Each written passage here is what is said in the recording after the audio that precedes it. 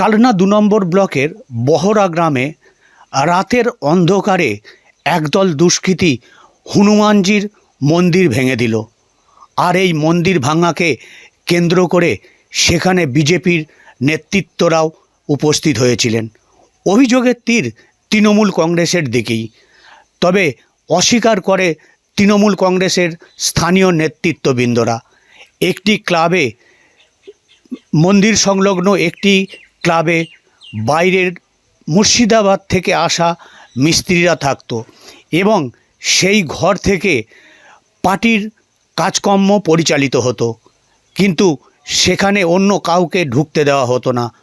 মানুষের ক্ষোভ এবং এলাকায় চরম উত্তেজনা সৃষ্টি হয়েছে এই হনুমানজির মন্দির ভাঙাকে কেন্দ্র করে। এটা পিন্ডিরা বহরা গ্রাম। সেই গ্রামে আমার ভারতীয় জনতা পার্টির কার্যকর্তারা সকালবেলা ফোন করে বললেন, কালকে রাতের অন্ধকারে জেহাদিরা হনুমানজির মূর্তি ছিলেন, ওখানে বজরংবলীর পুজো হতো। সেই বজরংবলীর মূর্তি গলা কেটে মূর্তি মাথাটা পাশে রেখে দিয়েছেন। তারা ফোন করলেন, আমরা দেখতে এলাম। ভারতীয় জনতা পার্টির আমার যা কার্যকর্তা নেতৃত্ব আছে আমরা সকলে এসেছি দেখার জন্য।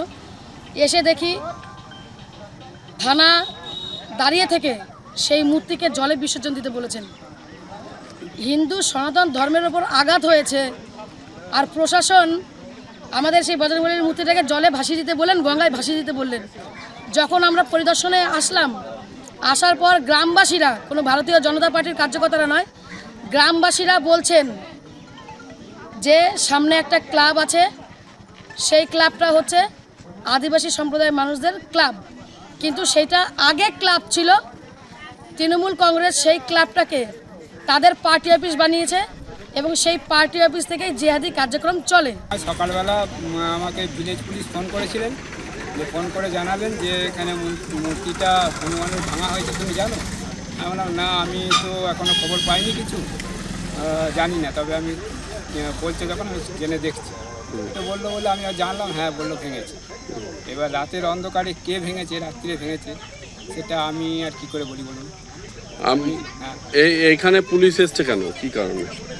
ওইখানে পুলিশ এসছে, ওই মন্দির যে মূর্তি ভাঙার ইয়েতেই পুলিশ এসছে। আচ্ছা, এখানে এই ক্লাব ঘরে কি কারণে এসছে সবাই? আপনিও এসছেন? ক্লাব ঘরে যে ওনারা বললেন একটা ক্লাব ঘর আছে, আমি ক্লাব ঘরে নিয়ে এলাম। ক্লাব ঘরটা দুটো মিস্ত্রি থাকে, ওই মিস্ত্রিদের যে ওনারা বললেন না, মিস্ত্রিদের যে ওখানে থাকা চলবে না, এইটুকুই বলেছেন। না, ঠিক আছে, এটা মেনে নিলাম। গ্রামবাসীরা বলছে এইটা অলিখিত তৃণমূলের কার্যালয় এবং সেখানে কিছু পোস্টার এবং ব্যানার পাওয়া গেছে, আপনিও দেখলেন, এই বিষয়ে কি বলবেন? হতে পারে কোনোদিন একদিন ব্যানার হয়তো ছিল, সেই ব্যানার যে, কিন্তু অলিখিত একবারে নয়।